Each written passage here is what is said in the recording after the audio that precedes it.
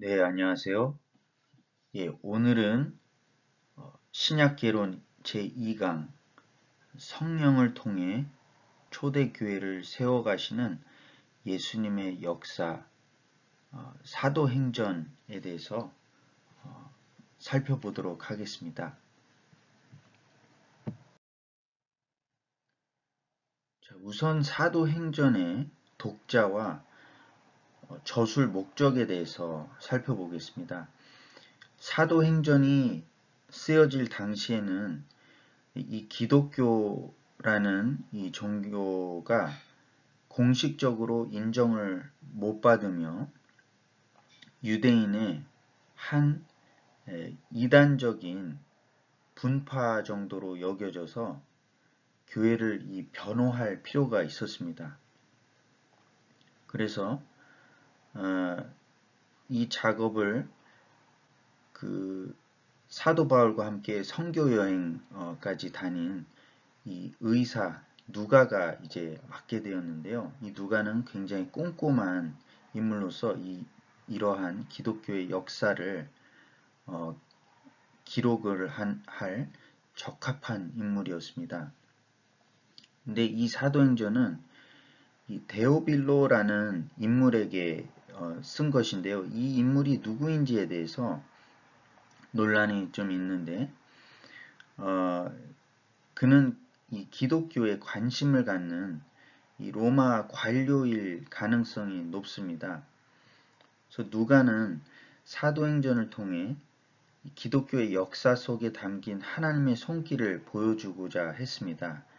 즉 사도행전이라는 초대교회의 역사를 쓴 이유는 하나님께서 아브라함에게 약속하신 전 세계에 확장될 하나님의 복이 죽으시고 부활하신 예수님을 통해 그리고 그를 믿고 증거하는 사도들과 교회를 통해 이루어지고 있다는 사실을 보여주기 위함입니다. 더 넓게 사도행전은 예루살렘에서 작게 시작해서 로마에까지 퍼진 이 기독교의 폭발적인 성장에 대해 관심을 갖고 기독교에 대해서 알고 싶은 모든 사람을 위해 쓰여진 역사 기록이라고 할 수 있겠습니다. 자, 사도행전을 한마디로 표현을 하자면요. 죽으시고 부활하신 예수님께서 성령을 보내주셔서 그의 사도들을 통하여 복음 전파를 이끄심으로써 전 세계에서 교회를 세워나가시는 역사라고 하실 수 있겠습니다. 그런데 저번에 앞서 말씀드린 대로 누가복음과 사도행전의 저자는 누가입니다. 똑같습니다. 그래서 이 두 책 사이에 이 연속성이 있는데요. 누가복음에서는 예수님께서 시작하신 일이 기록되어 있습니다. 그런데 사도행전에서는 우리가 이 사도행전이라고 해서 예수님이 더 이상 주인공이 아니라는 생각을 가질 수 있는데요. 이 사도행전에서도 십자가에 죽으시고 부활하신 예수님이 승천하셔서 하늘 보좌로부터 성령님을 제자들에게 보내셔서 이제는 성령을 통하여 하시는 일들을 기록합니다. 즉 사도행전에서도 여전히 예수님께서 성령을 통하여 역사하시는 것이 증명이 되는 것입니다. 그래서 사도행전은 예수행전, 성령행전으로 불리기도 합니다. 이 예수님께서 행하신 여러 기적, 귀신을 내쫓으시고 치유하시고 죽은 자를 살리시는 이 역사들이 이제는 베드로와 바울과 같은 이런 사도들을 통해 행해져서 예수님께서 이제는 사도들을 통해 초대교회를 세우시고 역사하신다는 것이 분명해집니다. 이 사도행전에서는 복음 전파 과정이 파죽지세의 형태로 나타나는데요. 우선 유대인의 핍박과 반대가 있는데도 불구하고 복음이 전파됩니다. 또 두 번째로 교회 안에서의 내부 의견 충돌이 있습니다. 이방인 그리스도인들을 어떻게 받아들일 것인가? 그들에게 할 일을 행해야 되나 말아야 되나? 이런 의견 충돌이 있음에도 불구하고 사도행전 15장에 예루살렘 공의회를 통해서 구원은 오직 믿음으로 얻는 것이며 새로 그리스도인들이 된 사람들이 어떤 것들을 지켜야 되는지 이렇게 의견이 화합되는 과정이 그려지고 있습니다. 또 자연재해에도 불구하고 복음 전파가 이루어지는 것이 그려지는데요. 바울이 배를 타고 가는 과정에서 유라굴로 광풍을 만남에도 불구하고 하나님께서 어떻게 그를 지켜 보호해 주시고 복음이 끝끝내 전파되도록 도우시는지 나타나 있습니다. 그래서 이 모든 것을 통해서 우리가 알 수 있는 것은 인간의 꾀가 아니라 하나님의 복음을 증거하는 일에 이 신뢰함으로 충실할 때 하나님께서 역사하심을 보여줍니다. 또 우리 시대에 있는 여러 복음의 방해꾼에도 불구하고 우리도 초대교회와 같이 순결한 하나님의 복음을 충실히 전하고 그 복음에 합당한 삶을 살아간다면 하나님께서 우리를 통하여 복음 전파를 진행해 주실 것을 우리가 알 수 있고 믿을 수 있는 것입니다. 이 사도행전에서는 어떻게 하나님의 택하신 민족이 유대인에서 이방인으로 확장되어 가는지를 본격적으로 보여주는데요. 사도행전은 어떻게 예수님께서 유대인 가운데 시작하신 복음이 점점 이방인과 전 세계로 뻗어가는지를 보여줍니다. 그래서 바울은 어느 도시를 가나 우선 먼저 유대인 회당에서부터 복음을 전했는데요. 이 소수의 유대인을 제외하고 그들이 복음을 거부함으로써 이 복음이 이방인에게로 감을 보여줍니다.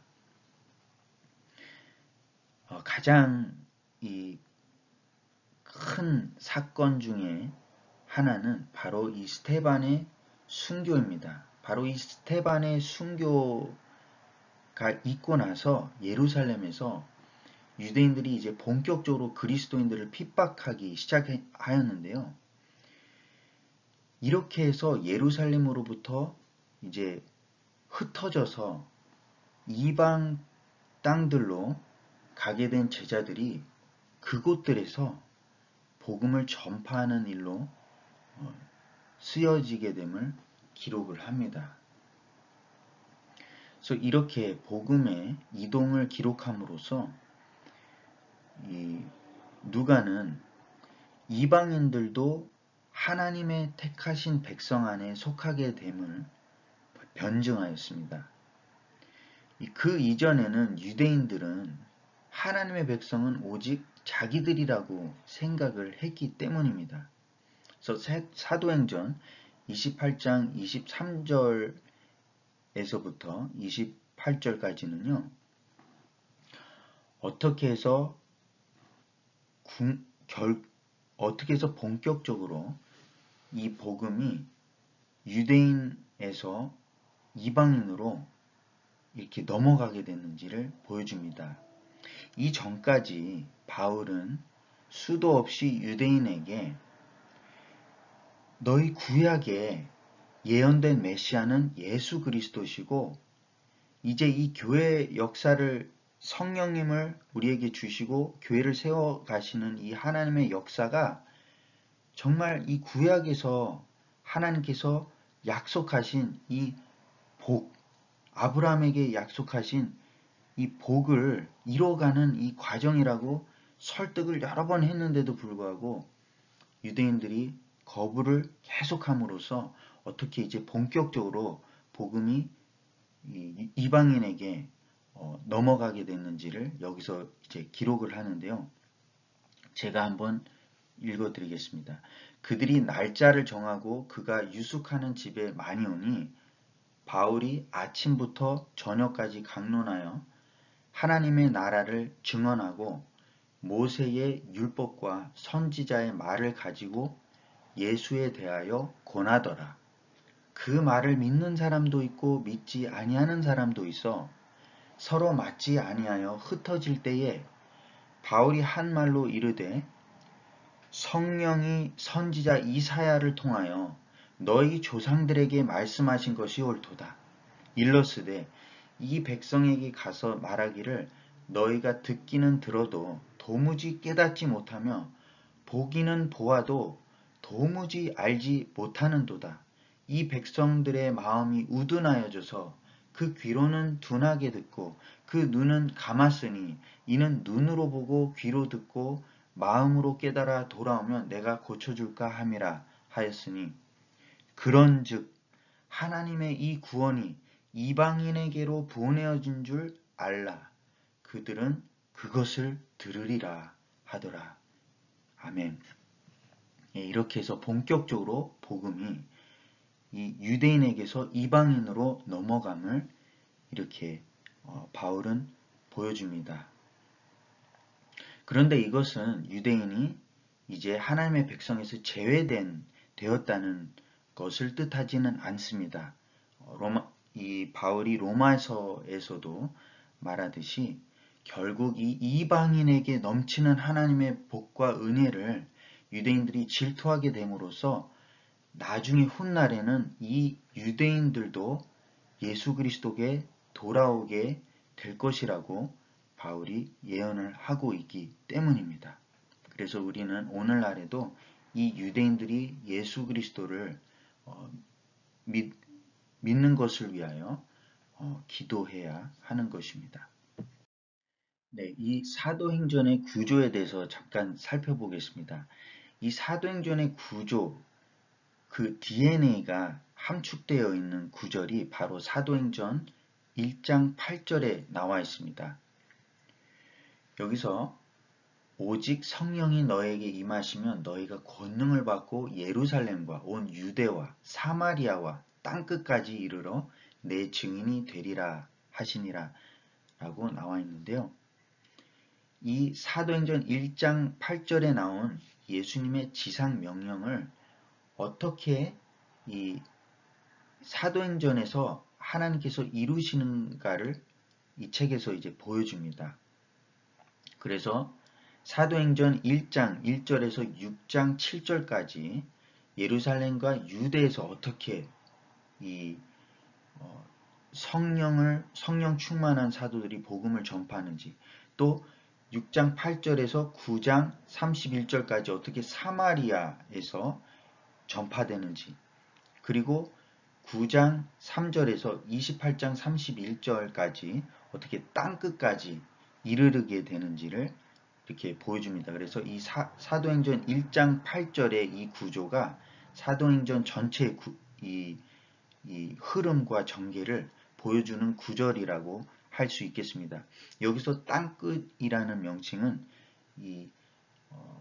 말 그대로 땅끝이라는 것보다는 이방 사회를 뜻합니다.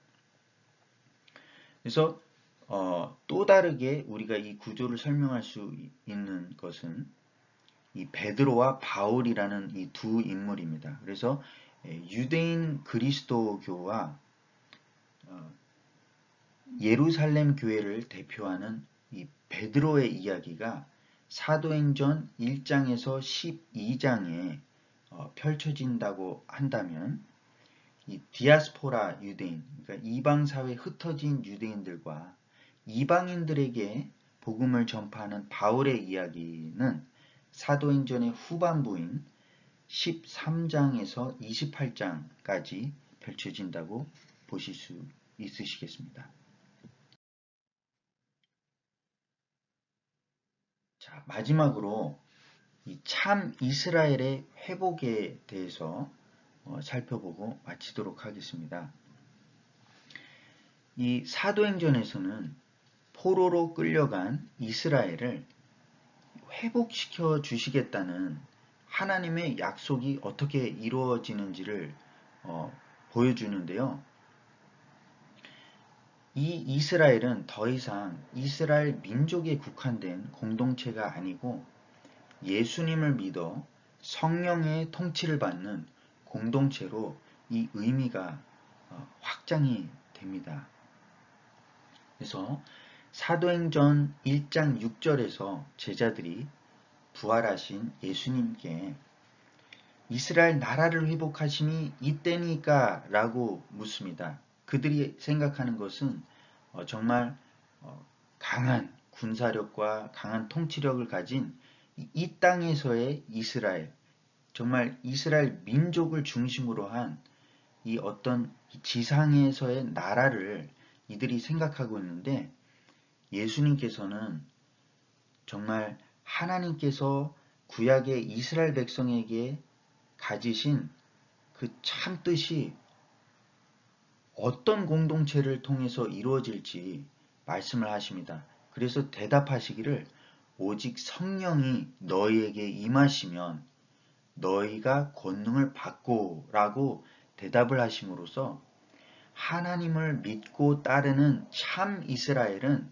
성령의 통치를 받는 공동체임을 명백히 하십니다. 그리고 가룟 유다의 배신으로 11명으로 남게 된 제자들은 이 마띠아를 새로이 선출함으로써 이스라엘의 12지파와의 이 연속성을 보여줍니다. 즉 교회는 구약의 이스라엘 백성에 대한 하나님의 뜻을 이어나가는 공동체라는 것입니다. 자, 여기까지 오늘 사도행전을 살펴보았는데요. 또 다음 시간에 신약 개론으로 찾아뵙도록 하겠습니다. 감사합니다.